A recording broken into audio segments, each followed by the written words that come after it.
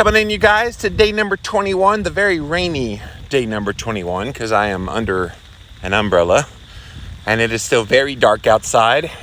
This is the normal time that I usually come out here from my morning walk, and unfortunately, because it rained today, it's still very dark out here, so we'll have to play it by ear, but I think you can see me well enough. There's a street light, so you can see real bright, but I'm not going to get rained on just to be seen. Want to protect my my phone here. So yes, welcome. Good morning, guys. Hope you're doing well. Good morning. Stay safe in the darkness. Yeah, I can see pretty well. It just on camera might look a little darker than it normally does at this time of day. It is raining. I wouldn't say it's like absolutely pouring down rain, but it is raining enough that if I got out here on the trail and I started talking to you guys, my phone would get saturated, totally saturated. So good morning, Ashton. So yes, guys, day number 21. So today is officially 3 weeks of the Staybatical to 50. And those of you that are new, maybe this is the first video you've watched, I am doing a 100-day journey attempting to change my body composition and mindset. And I'm doing it through a series of stacked biohacks that I'm doing on a daily basis. And so I take a 60-minute walk in the morning. I get back from that. I go into the infrared sauna. I also get in an ice bath. I do red light therapy for this thing called photobiomodulation. I do a meditation session. I do grounding and sunshine exposure, although the sunshine may be in scant order today. I do a vibration plate therapy. And on the odd days like today, I eat an exclusively animal-based foods diet, which has been my diet for 3.5 years anyway. And then on the even days, I get in some fasting. So yesterday when I broke my fast, I had done 24 hours without eating. So doing all those things every day for 100 days. And so today is day number 21. And yeah, so far so good. I mean, look, we all want to see results that happen quickly. And they don't always happen quickly. So, and I'm in it for the long game anyway. There's no weight loss goal. I don't give a shit about what my weight is. I have played that game for so long, which I know a lot of you guys have as well. And when you play that weight loss game and you're frustrated time and time again, you just say, screw it. I just want to look good. I want to feel good. I want to be as healthy as I can be. So that is my goal with this thing. So day 21 and headed to 50. And at the day 50 mark, I'm going to invite you guys to come in and join me for the last 50 days of my journey with your own 50 days of challenging yourself. So as you're watching these videos, start thinking about ways that you can challenge yourself. And I don't expect you to try to mimic what I'm doing. I've been doing this for a few years. So while it may seem overwhelming, all the things I'm doing, I know I can handle this and that it's going to push me, which was the whole point. You can easily set a goal to do something you know you can do, but why don't you set a goal of something that you think you can accomplish and then go for it? So that's kind of where I'm at. So the topic I wanted to talk about here today, I've been trying to come up with a theme each day that I do these morning updates. It's about battling those pesky head demons. And anybody that's gone on any kind of journey, weight loss, health, anything, you know how much all those things pop up in your head. I'm going up my hill right now, the first hill. You know how much all of those are impacting you and your mindset. We've all gone through those experiences where the head demons just don't want to shush. They just want to scream at you and tell you what a horrible human being you are. And express to you all kinds of lies. Like, one thing I don't understand is how do we and why do we believe the lies? Why do we think that what is being said in our own head is true? I don't know. It's one of those things.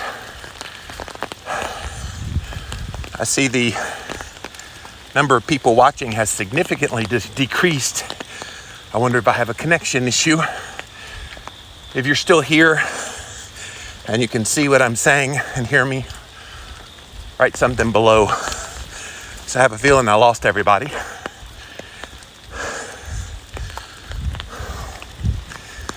Because it shows one person is on. And I know there's more than one. There always is.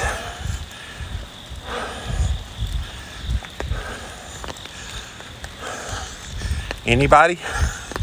Can you guys see? It's like my connection's good. Ashton says, "Gotcha, Jimmy." Okay. That's just weird. I've never seen the traffic drop off that significantly. That was interesting.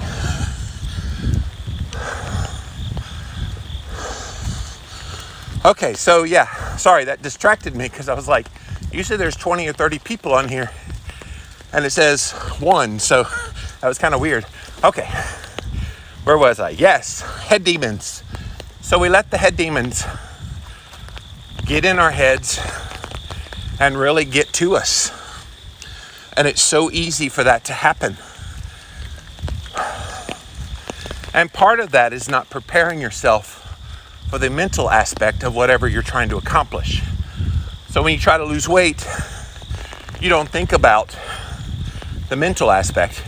You're just focused almost exclusively on the physical aspect.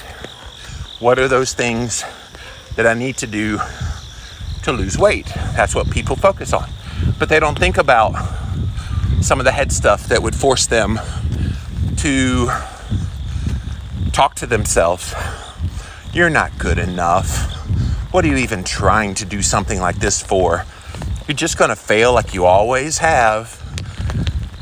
So when you try to go on a weight loss journey, you get discouraged by those demons in your head. And they are relentless, guys. Trust me. Throughout this 21 days that I've been on so far, I have had those things screaming at me. Of course, I've become pretty immune to the effects of that kind of chitter chatter. That doesn't affect me near like it used to. And it takes time. You develop that over time when you resist and you realize that those things aren't real, those head demons. I'm trying to watch my path because there's a lot of flooding out on this trail. I don't want to go into a 3-foot hole. So yeah, those head demons will mess with you. And the way you handle that is recognizing beforehand that it's not real. And that all those messages are not of someone who loves you and cares about you and wants you to succeed. And if you look at them in that way, it makes what they say in your head all the less relevant to you. And so it's one thing, though, that they still pop in your head. And even for that brief little moment, you have that doubt. And look, doubt is going to pop up in anybody's head on any journey that they go on. It's so tempting to believe those things when they pop in your head. And anybody that's been on a journey of any kind, weight loss, health, fitness, whatever, they will tell you, yeah, their internal thoughts did sometimes scream, but they didn't believe it.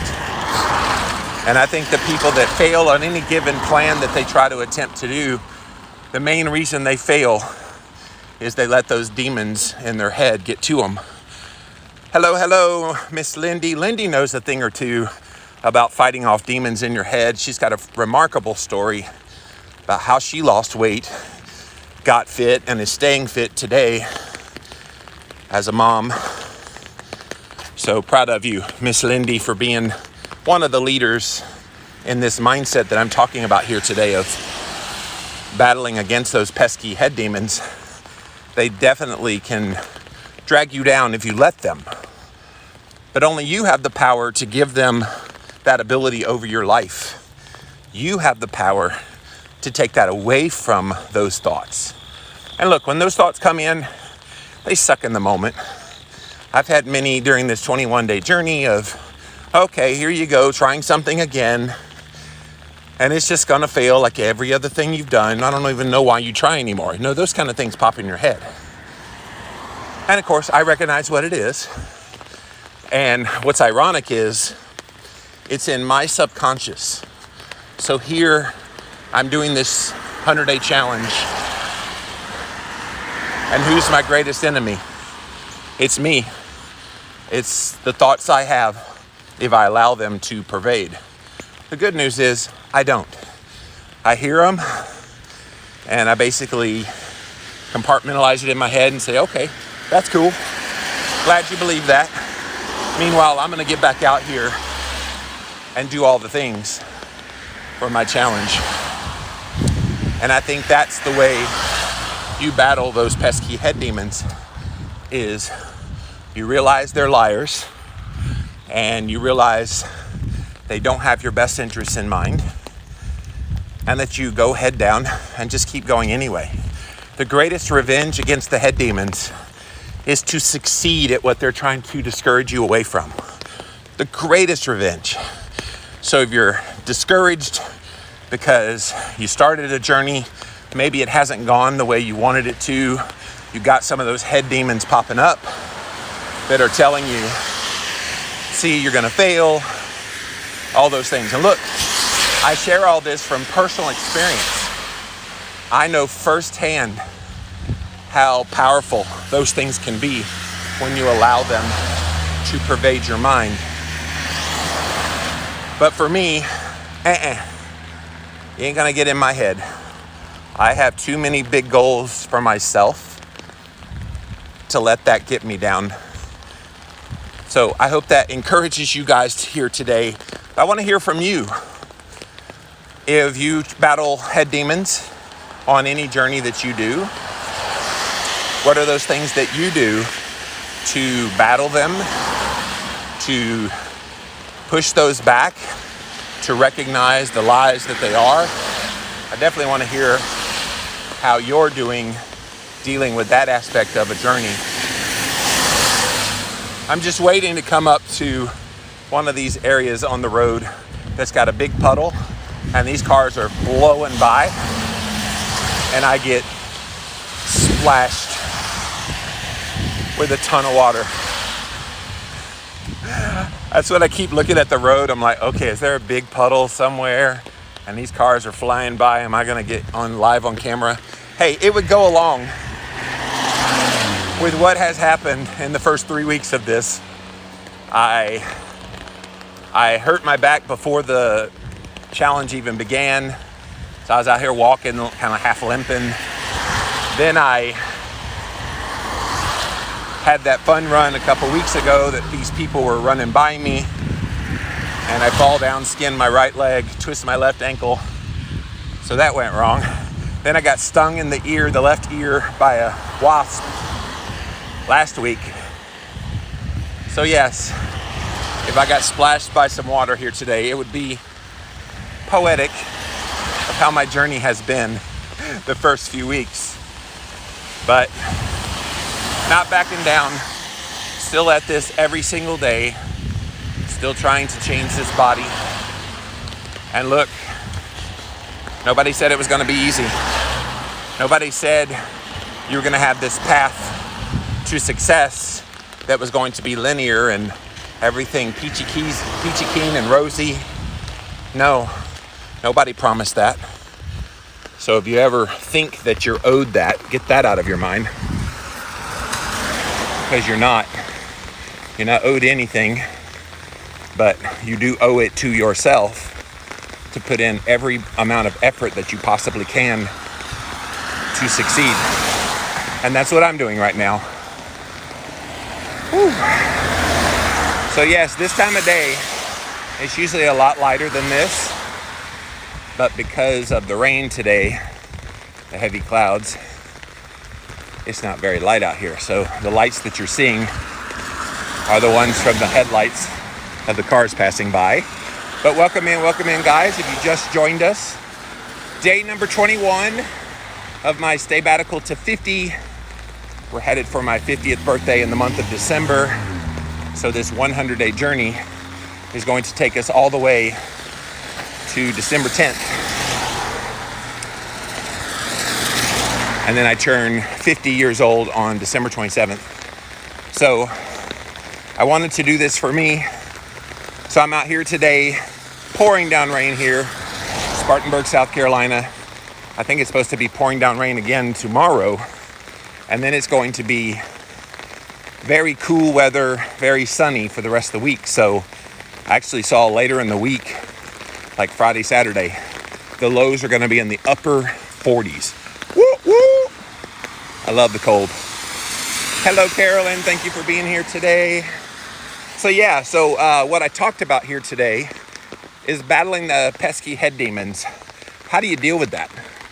How do you handle when those head demons try to tell you you're not doing a great job on your journey?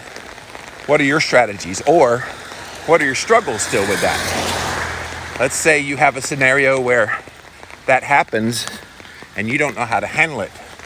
I would love to help you out with that if you wanted to share your thoughts. I know a lot of you guys watch these videos when I do them live while you're getting ready for work, and so you don't always have time to type something. But if you want to, there was a puddle and this guy was starting to hit the water and I got out of the way. I'm just going to take it. If somebody drives by really fast and goes through a puddle and like splashes me, that'll be a badge of honor. I will take it like a man. Yeah, so tell me your struggles. What is it with those head demons? Or do they not bother you at all? Tell us your secrets, how they don't bother you. But it is one of those things that if you don't have a plan of action, it will overtake you mentally. And it's a bitch when that happens. So how you guys doing? I hope it's great where you are today. I am live here on Instagram. This does get posted on YouTube and Facebook and IGTV. So thanks to everybody watching on the replay. I'm doing my typical morning walk. I think this is the first time that I've been out on my walk in the 21 days that I've been doing this, that it's been raining. So first time with an umbrella. It's kind of interesting trying to balance the umbrella, hold the phone to talk to you guys. I have to switch hands because I get fatigue in the hand that I'm holding the umbrella with. So a little bit heavier. Don't give in to your fears, says Carolyn. Say, oh well, and move on. Yes. Look, treat those head demons like a narcissistic abuser. Because a narcissistic abuser does not have your best intentions in mind. They only care about themselves. And the head demons, I think the head demons are all those voices that have gotten in your ear over the years. All those people who said you can't, who said you're not good enough, who said you'll never make it. And I think they get so deep in the crevices of our mind, it's hard to rid them. And I can tell you, mine goes back as far as my teenage years, when I was abused by my father from 13 to 17. He pretty much beat the shit out of me every day. And the physical stuff sucked. But I think what was far worse and what still lingers somewhat with me today are all the mental scars that he gave me, where I had to hear him say things like you're not good enough, like you're a horrible kid. I was an honor roll student I didn't never get into trouble, but I was treated as if I was a druggie student with all D's and F's. So that kind of thing works on your head. Now, I'm many years beyond that, so I am in a lot better place and don't consciously think about those things anymore. But I have to wonder if the subconscious, they're still there, and how could they not be? It's almost hard to completely rid yourself of those kinds of things. Plus, the way my brain works, I remember details of things, like vivid details. I can remember getting punched and heads thrown in the walls. I can see it in my mind's eye. And so when you have that kind of imagery, it reinforces what's in your subconscious with those head demons. So yeah, I'm battling it on another front right now, kind of seeking out a relationship. And the same thing, it's like all those head demons of my dad basically telling me, no girl will ever want to be with you, you're gay, like all these things. And like, you don't think that can linger, but it does. It does. But you can put in work on yourself to not let that hold you back. And so I don't let those things hold me back. I go about my business doing what I need to do for myself, and then I let the chips fall where they may. That's my philosophy. So yes, we're out here on a rainy Tuesday morning here in Spartanburg, South Carolina. It's day number 21 of my Stay Batical to 50 challenge. I'm coming up soon on my halfway point of this walk. Here's Caldwell Drive. Coming up there. And so I will probably cross this road. This is a very busy road, so I need to be very careful watching there. Okay. All right, I think I'm clear. This is the most dangerous part of this walk, is because they're coming from around the corner and they don't always see you crossing the street, so they come around the corner. So yeah, I'm almost at the halfway point where I do my turnaround, so maybe 2-3 minutes. So we'll do the walking. Carolyn says whoever lands you will be a lucky girl. Well, thank you. And honestly, I'm not trying to put any parameters on that. I'm a big believer in fate, and the right person just comes along and you find that. So it'll happen. I know who I am as a person, as a man. I don't need to try to pretend to be something I'm not, which I would never do anyway. So it's cool. We'll see what happens. So yes, out here on the walk, coming up on my halfway point where I will pivot and start turning around to go back. It's a little harder walking when it's raining because I have to watch my feet so I don't fall into like one of these holes that has a bunch of water in it.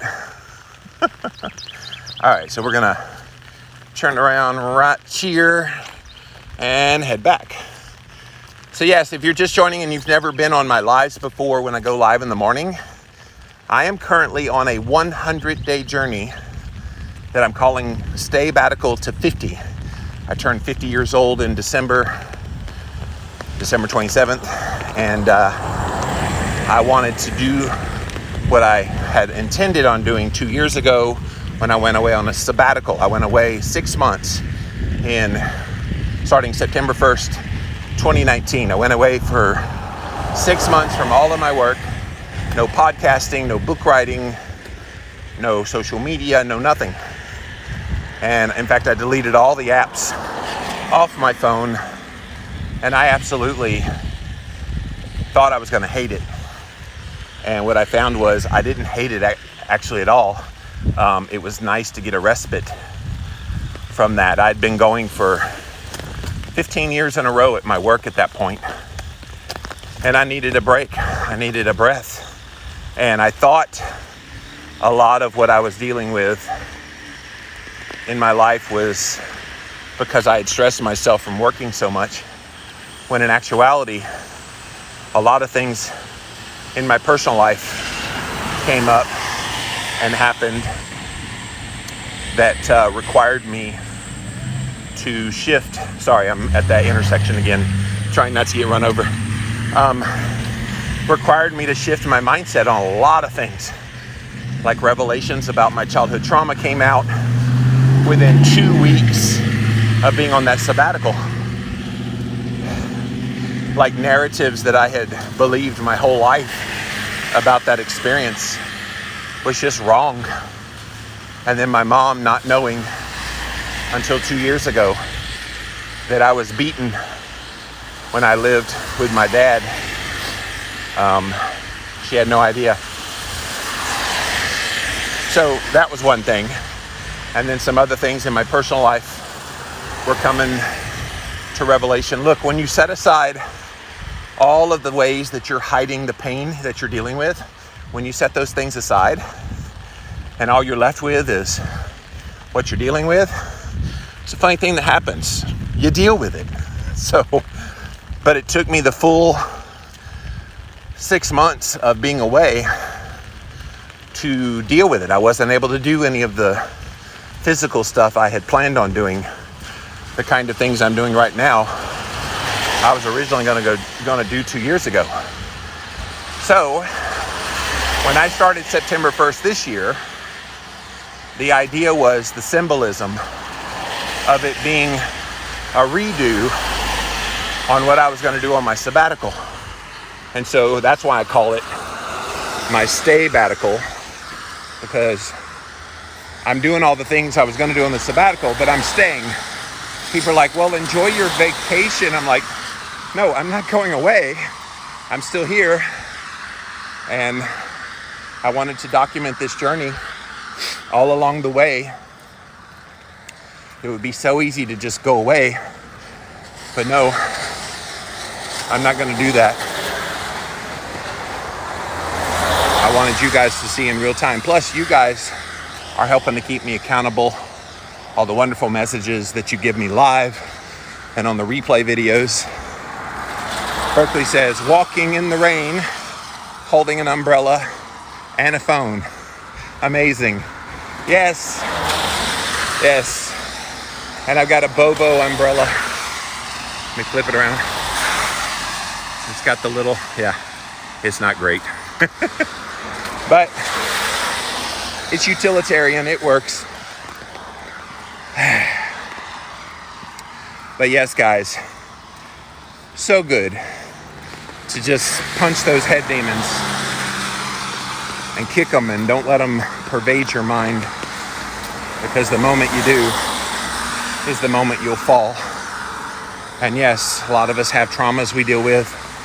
A lot of us have the stuff of life, as they call it, that you have to invest your time and energy into. And you got to roll with it a lot better, because the narrative we tell ourselves isn't always what's actually true. Y'all are unusually quiet on me today, so I'm going to ask one more time. There's enough of you on here. How do you deal with those pesky head demons? How do you battle them? Or if you still struggle with them, oh, there it is.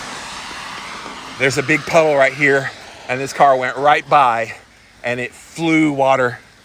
Okay, I think I'm gonna be able to get by it before a car comes. There's a car coming. I'm gonna speed up. That was funny though, because I saw the water flying through the air. I was like, oh, 10 seconds later, that would have been me getting drenched.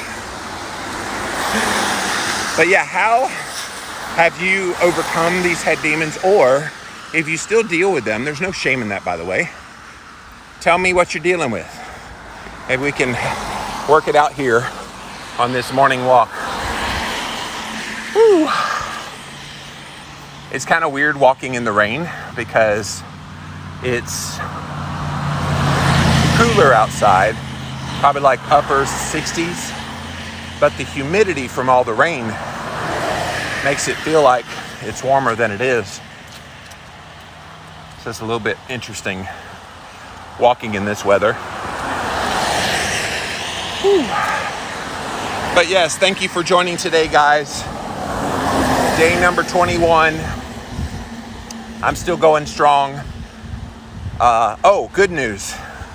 So I went to the chiropractor yesterday after I got back from my trip to Orlando. I drove 8 hours to get there on Thursday, was at the conference, biohacking conference, Friday, Saturday, and then drove back 8 hours Sunday to get back home. So she checked out my spine yesterday, and she's like, "Do you feel pretty good?" I said, "Yeah, actually I do. I feel really good." And she's like, "And the back pain?" I said, "Yeah, I hardly feel that anymore." She said, "Okay, I know you're dying to flip that tire, but let's start you slow. Just start doing air squats to get that motion of bending your knees and going down to flip the tire. And maybe like add in like some light weights, maybe a kettlebell, and start that way." I think she's trying to prevent me from re-injuring it. Yes, because if you tell me I'm gonna go in hard at that tractor tire and maybe mess up all the good that I've done the last few weeks at the chiro. So I will start working on the air squats and working on, hang on, another intersection. All right, working on the air squats, working on light weights to try to strengthen that back a little bit, because about 2-3 years ago, I was flipping the tractor tire pretty regularly, and I loved it, and I never got any back pain from it. So that was interesting that the first time I tried it, right before this started, I had the back pain, and I've had to battle back from that ever since. So Angie says, "I removed myself from engaging with them. Try seeing it as just an interesting narrative. Tell yourself, that's not me." Yeah, so she's talking about the head demons. Don't engage with them. Think about the family reunion, and you've got that one inappropriate family member who likes to say all kinds of things, conspiracy theory, be it of a political nature or otherwise. And you hear him talking, but everybody kind of universally says, "Yeah, that's whack. That doesn't make sense." That's kind of what the head demons are. They're that strange family member that always pushes the boundaries of reality versus fantasy. Yes, I like that, Angie. Berkeley says, "It's important to remember, for me at least, that everyone has issues and pain, and not to allow myself to have a pity party and think of all the good things I have going for me. It really drowns out the head demons." Yes! So that's what's kept me going, Berkeley. When I posted those pictures from day 1 to day 12 last week that showed the difference that I've seen so far, that was a visual for me to be able to say, all right, you may not necessarily feel it in the moment, but you are having good things happen for you. And now that I'm kind of on the other side of the injuries and things I've been dealing with, between the ankle, the back, the fatigue, now that I've dealt with a lot of those and I'm on the other side of that, I actually feel really strong. And I can tell in my shirts that my stomach is smaller. I'm wearing one of my favorite cowboy shirts today. And this shirt 3 weeks ago didn't really fit me well. The lower part of my belly would hang out. And yeah, that sucked. I didn't want that. So now the shirt lays pretty flat. So I'm pleased about that. Something else I've noticed is my sleep lately has been longer. So you guys know that follow my work and look at my stories. My sleep generally is 6 hours, 5.5, 6 hours of sleep. Maybe on a good day, 6.5 to 7. Well, lately, I've been getting in the last few days, like 7.5, 7:45, 8 hours. I think today was 8 hours plus. And so I don't know if all of this stuff that I'm doing is normalizing my sleep pattern. I don't know, but it's really cool. And you can allow the perceived non-completion of like how you're doing in your journey to get to you. Or, as Berkeley's saying, you recognize all of those ways that things are going well. Got water on my screen I'm gonna wipe off. There we go. Because they sure do scream at you, don't they, Berkeley? So focusing on the good things drowns it all out. You're so right. And I love that. I love the cool breeze, by the way. This time of year, you can get like some really nice cool breezes. And as I was saying earlier, it's gonna be like upper 40s come Friday, Saturday. So I know I said recently it'd be cool to come out here and see my breath. You know, and you can see a breath. I don't know if upper 40s will do that. I think you have to get to like low 40s before that happens, but we will see. At least there'll be no rain. Cold rain would suck. All right, let's see if anybody else has anything. Hello, what time is your afternoon walk? So Carolyn, I mentioned this yesterday. So when I first started, I wanted to do 2 60-minute walks a day. That was the goal. And along with all those other biohacks that I mentioned earlier. And I was talking to a exercise friend of mine, Dr. Johnny Bowden, and I was telling him what I was doing. And I said, yeah, Johnny, I'm doing 2 60-minute walks a day. I said, it may not sound like very much. He said, Jimmy, that's a lot. He said, are you tired after doing the second one? I said, yes. He said, you need to back off on that one for now. Now, I'm not giving up hope that by the end of this, I'm not only doing a morning 60-minute walk, but I'm doing an evening one, afternoon one. But he said, that's why you have to take a break. You're physically exhausting yourself. So I'm heeding what he's saying. He said he personally does 2 20 to 30-minute walks a day. So I guess there is too much of a good thing sometimes. So for now, I'm just doing the morning walk. I think my next plan of action when I can get there is to incorporate the strength training vis-a-vis the flipping of the tire very soon. So if I can get in strength training and the walk, the 60-minute walk, we'll do that for a period of time, see how I do. And maybe as I continue to get fitter is when I will add in that second walk again. But thank you for that. Ashton talking about the head demons. I just remind myself of how far I've already come. Yes, like we can psych ourselves out that we have done nothing. I hate this when I get emails from people and they're like, I've been doing keto for 3 months and I haven't lost any weight, or I've not lost enough weight. And I always ask follow-up questions. Do you feel good? Yes. Are your clothes fitting any looser? Yes. Do you have better blood sugar marker? Yes. On down the line.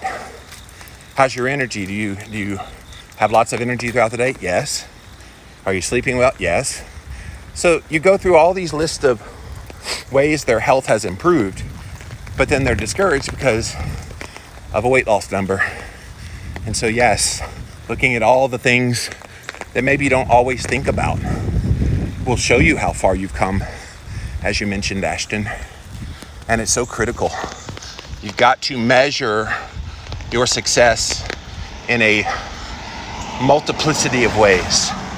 You can't rely on just the scale, which is why I'm not stepping on the scale during my challenge. I don't care. Like, I don't know what makes us care so fucking much about that gravity detecting device. Like, I don't get it. My mom was a slave to the scale for so many years, and she went up, down, up, down, up, down, up, down, up, down, all throughout her life. All because she bowed down to the holy altar of that scale, which I affectionately call the lying liar that lies. I hate that. And her whole life, she's just felt like a failure because she would lose weight, but then she couldn't sustain it because it wasn't a sustainable way to eat the things that she was doing. And so then she'd gain weight. And she went up, down, up, down, up, down, had a gastric bypass surgery. 2 weeks before I started the Atkins diet, she got gastric bypass, lost a lot of weight, was doing great, looking great. And then she ended up slowly gaining it all back. And now today, she weighs more than before the gastric bypass surgery. All at the holy altar of, I just wanted weight loss. Never mind blood sugar control, hormone balance, energy, blah, blah, blah. It's hard when you're quantifying whether you're successful or not based on one parameter, which is why you hear me often talking about all these ways of measuring how you're doing. Look, in some ways, I don't feel that I've changed in my body, in some ways, despite not stepping on the scale. But in other ways, I do feel it. And so, like you said, focus in on those ways that you do, and that encourages you. But thank you for that, Ashton. Berkeley said, could you take a short walk in the afternoon? So I could, but this exercise friend, he was just adamant that if it's a trog trying to get in the afternoon walk, at least right now, hold off on it. And it's not that I'm not pushing myself, because by the end of the day, I am so tired. I've definitely done all of the biohacks. Like, I think we see walking and other forms of exercise as more, I guess, doing something than all those other things that I'm doing. But I remember when I was doing the Keto Hacking MD podcast with Dr. John Lemansky, still online if you want to go check it out. He would often say, you know, Jimmy, when you go into the infrared sauna after a walk, for example, you actually physically in your body are continuing on with that walk. I'm like, oh, really? He said, yeah, because your body's been put under a stress during exercise. And when you're stressed, a good stress, by the way, hormesis, hormetic stress, and then you put your body into another stress, like the infrared sauna, and then like an ice bath. This is why he said do them in succession, because if you do a workout, and then you go into a sauna, and then you go into an ice bath, you've got 3 straight things that you're doing that are putting stressors on the body, but again, good stressors on the body to produce and kind of continue those benefits that you got during exercise. Just like we put a lot of emphasis on the end goal being weight loss. A lot of people, they put emphasis on the movement and the physicality as the key to success. And while it's a part of it, it's not the part, it's not the thing. And so when I engage in all these other things, including the red light, including the grounding and the meditation, which, by the way, I finally got in a meditation session yesterday. It sucked, but I had kind of let it slide. But we're putting it back in there, trying to push our way through it. Still struggling with that, but working on it. But when you do all those things, yeah, you could add a shorter walk in the afternoon, sure. But right now I'm seeing results with what I'm doing. And the goal is I want to do the strength training thing on the days that I eat. And then maybe on the alternate days from the strength training, maybe I could add a shorter walk in there. But look, I'm already pushing myself pretty well. So I don't think by removing that second walk that I'm lowering the challenge factor. Look, this 60-minute walk is still a pretty good challenge. It's a different challenge in the rain, I will tell you that. Very interesting walking in the rain. The guy that comes out with his little doggy, I guess it's too rainy today. This is about the place where we meet up. Cross paths, as they say. Ashton said, I find strength training has been a true impact on me. I love it. Yes, me too. When I did all that flipping of the tire 2-3 years ago, and I did it consistently, I saw some good gains muscularly, and I felt good, felt stronger, got stronger. So I am anxious to get back at that again. When do you officially weigh in after 100 days? So Carolyn, honestly, I don't give a shit about the weight. It will be very obvious from the pictures that I'm taking that I've lost weight. So why do we need to know what any absolute number is? That's the thing I was talking about earlier. Is I played this weight loss game for so long. Like, aren't you guys tired of that? Aren't you tired of, well, I only need to lose 10 more pounds to get to whatever? It's all subjective. It's all arbitrary. It's all bullshit, honestly. Your weight doesn't tell you the story.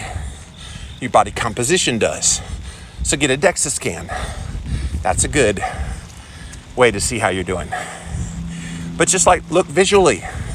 You will see from the time I started to the time I end a pretty dramatic change. Hopefully, by the end, I don't need to quantify that with 70 pounds lost.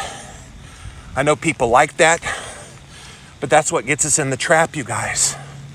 Such in the trap of it's about the weight loss. I'm sorry, but it's not an interesting number to me in any way. I just feel like it sets you up for frustration. And how about this? How about you do all that strength training in the midst of losing weight?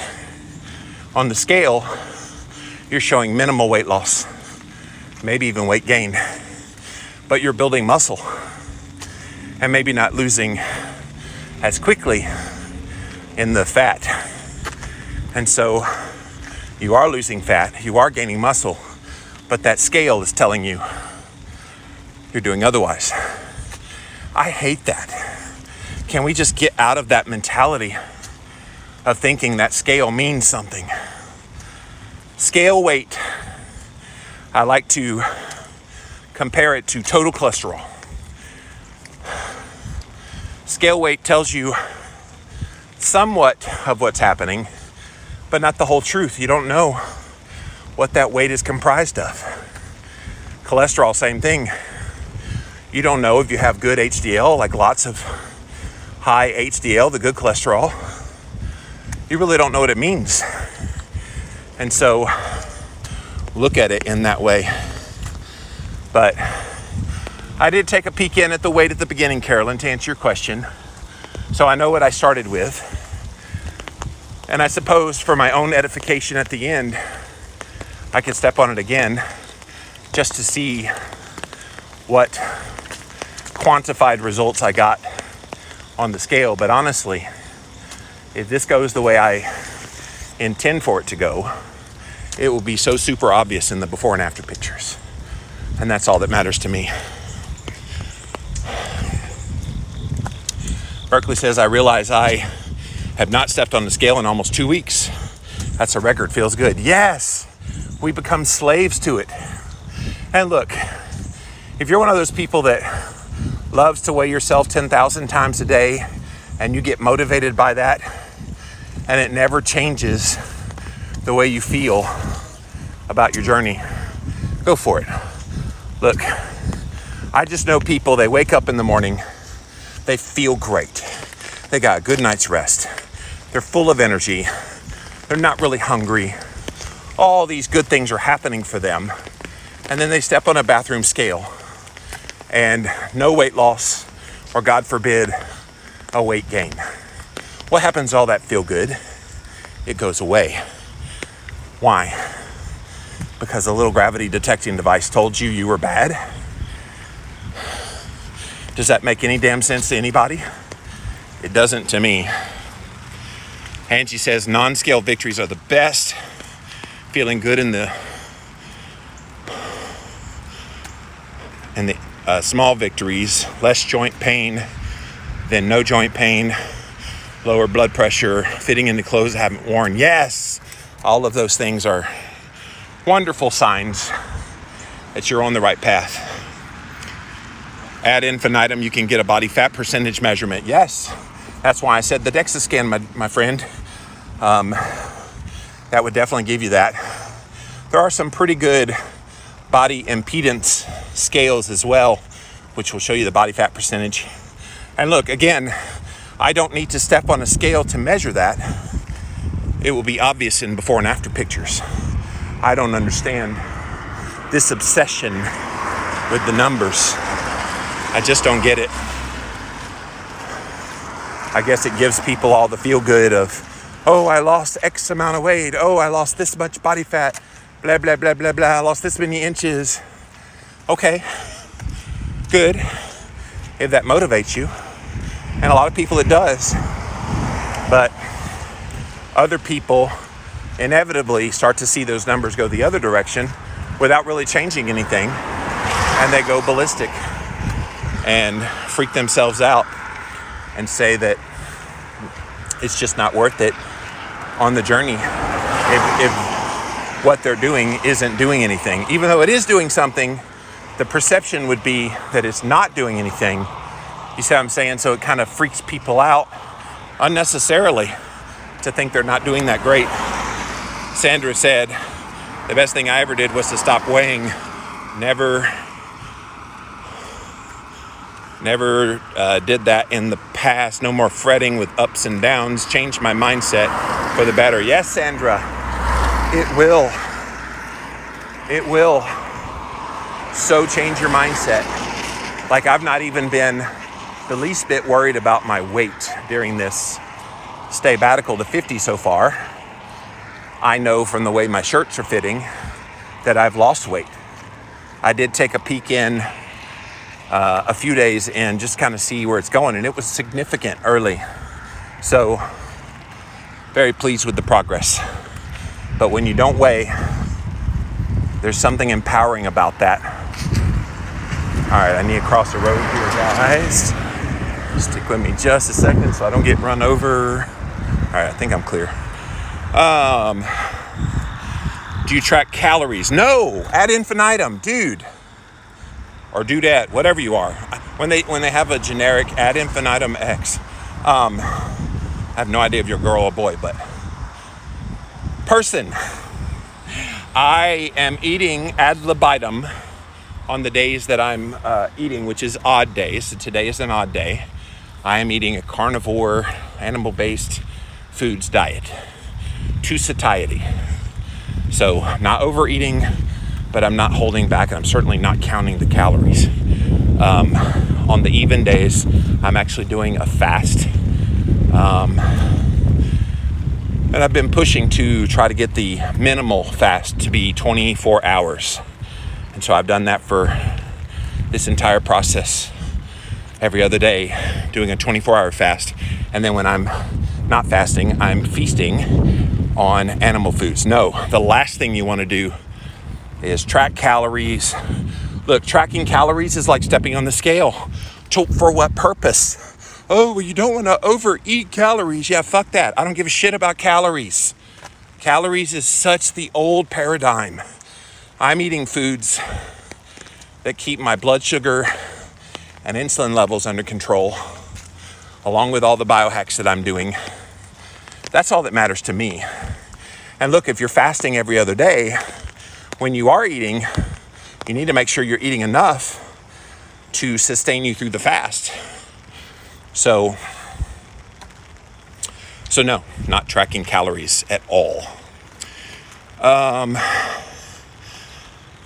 I'm overweight. I don't judge you for being overweight, but in your case, do you think it is from excess calories? In my case, I don't know if it's from carbs or excess calories. Look, you're talking two sides of the same coin. I am of the opinion that weight management has everything to do with hormone control. Weight management is not a mathematical equation of calories. It's just not. And so that's what we've been led to believe for so long. But that's 1950s science. We have evolved a lot since then. We've got a lot more ways to quantify ways that you can see that your body is burning fat. Heck, there's devices you can wear and tools that you can use, biohacking tools, to help mobilize that. So, look, I'm not ashamed of who I am. I've talked very openly about why weight got on my body, which I think is apart from the diet. This is another kind of message that's been put out there. Well, if you're fat, you must be eating a bad diet. There's a lot of people, they stick to keto and carnivore. So they've had a wonderful diet, and yet the weight persists. Levels of insulin resistance plays a role, stress, unresolved traumas. Look, these are the things that when you bring them up, people kind of look at you cross-eyed, because we've been so indoctrinated that weight management is all about calories and keeping calories under control. You got to get that out of your head. That's not what the latest paradigm for weight management is about. It's just not. Yeah, you're going to have relics of the past still talk about calories and controlling portion sizes and all this kind of nonsense. But at the end of the day, it's really not about those things. And it really never should have been about those things. Look, you take away the calorie hypothesis, and what do the apologists for the low-fat diet have left? Nothing. The only reason you cut calories at this point in your life is to cut fat. And so if you make it about calories, fat has 9 calories per gram, and protein and carbohydrate have 4. So if it's a calorie thing, what's the first place you're going to cut? It's going to be the fat. But that was a mistake for us to do that, because fat plays such an intricate role in various parts of your health. So the hormone hypothesis flips that on its head, though. Okay, well, if it's about hormones, what is impacting insulin, the master hormone, the most? It's carbohydrate. And this is why eliminating or greatly reducing your level of carbohydrate consumption while upping, or at least getting the natural fats that come along with the proteins that you eat, puts you in a state where you can mobilize body fat a lot better. So I'm in a good spot with my emotional state and the stress and the traumas that I've dealt with now to now mobilize that stored body fat. So hope that helps. And no, I did not take any offense to your question. It's just, you're one of those people that I see quite often online who's still stuck in the calories. Look, they've lied to us. It's not the only thing we've been lied to about by the government. But they lied to us about calories because they had a specific agenda to push, and their agenda is not your health. I will tell you that. Don't count points either. Yes, Carolyn, that is basically, points is just the Weight Watchers proxy for counting calories. So, all right, guys. So as you can see, I'm back home now. I need to get in my infrared sauna. It's all ready for me to go in there and sweat some more. But thanks for hanging out with me on this rainy Tuesday morning. Day number 21, the Stay Batical to 50. keep watching. Got lots of updates coming up here. And yeah, get ready. Your turn is coming. Day 50. I'm going to be challenging you to join me for your own 50-day journey. You don't have to do what I'm doing. Do your own challenge, but start thinking about those things. We're about a month away from that coming. So get ready, guys. I will be inviting you in, and we'll be back again real soon. Bye.